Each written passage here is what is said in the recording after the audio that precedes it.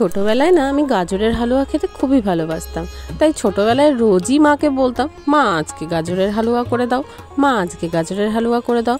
মা প্রতিদিন করতে করতে না বিরক্ত হয়ে যেত, এতটাই ভালোবাসতাম আমি গাজরের হালুয়া খেতে।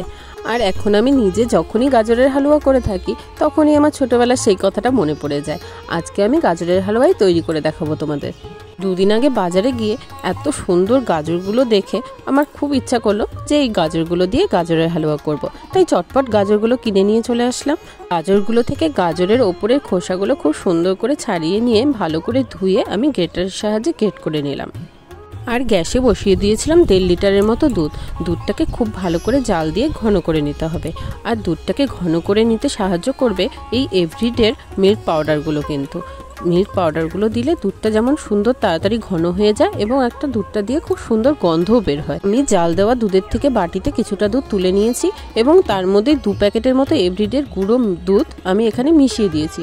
মিশিয়ে দেওয়ার পর বাটির দুধটা আবারও আমি এই গামলার দুধের মধ্যে ভালো করে মিশিয়ে দিয়ে জাল দিয়ে নেব।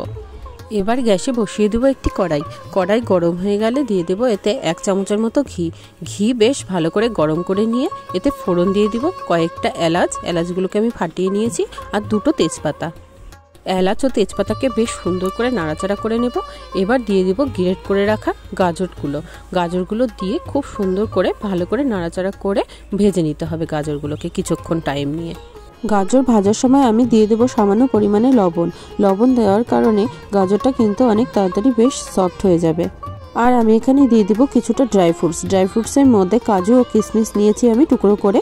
কাজু আর কিশমিশটা আগে ঘিয়ে ভাজার কথা ছিল, সেটা আমি ভুলে যাওয়ার কারণে এটা পরে মিশাচ্ছি। তোমরা চাইলে পরে ভেজে নিতে পারো আর চাইলে পরে এভাবেও দিতে পারো, এভাবে দিলেও কিন্তু খুব খারাপ হয় না। এখন যে গাজরটা ভাজা হচ্ছে এর সাথে কিন্তু কাজু ও কিশমিশটাও ভাজা হয়ে যাবে। এবার গাজরটা সফট হয়ে যাওয়া পর্যন্ত একটু নাড়াচাড়া করে ভালো মতো ভেজে নেব। ভালো মতো করে ভাজা হয়ে গেলে আমি দিয়ে দেবো যে ঘন করে রেখেছিলাম দুধটা, সেই দুধটা। এবার দুধটা দিয়ে গাজরগুলোকে ভালো মতো করে সিদ্ধ করে নিতে হবে। আগে কিন্তু চিনি দিলে হবে না, চিনি দিলে কিন্তু গাজর আর সিদ্ধ হবে না ভালো মতো করে। তাই ভালো মতো করে আগে দুধের মধ্যে গাজরটা সিদ্ধ করে নিতে হবে। আর যেহেতু দুধটা অনেকটাই ঘন আছে তার জন্য কিন্তু খুব একটা ঘন করতে অসুবিধা হবে না। দেখো এখন দুধটা অনেকটাই ঘন হয়ে এসছে আর গাজরগুলো কিন্তু একেবারে সিদ্ধ হয়ে গেছে। এই পর্যায়ে আমি দিয়ে দেবো 1 বাটির মতো চিনি। 1 বাটি চিনি এখানে আমি একবারে দিচ্ছি না, এখানে অল্প অল্প করে চিনিটা আমি মিশিয়ে নিচ্ছি। এইভাবে তোমরা গাজরের হালুয়া না করে থাকলে তোমরা কিন্তু অবশ্যই এভাবে একবার গাজরের হালুয়া করে দেখো, তোমাদের খুব ভালো লাগবে আশা করি। আর কমেন্ট করতে ভুলো না কিন্তু যে গাজরের হালুয়াটা তোমাদের ঠিক কেমন লাগলো। দেখো এবার আমার গাজরের হালুয়া পুরোপুরি রেডি হয়ে গেছে।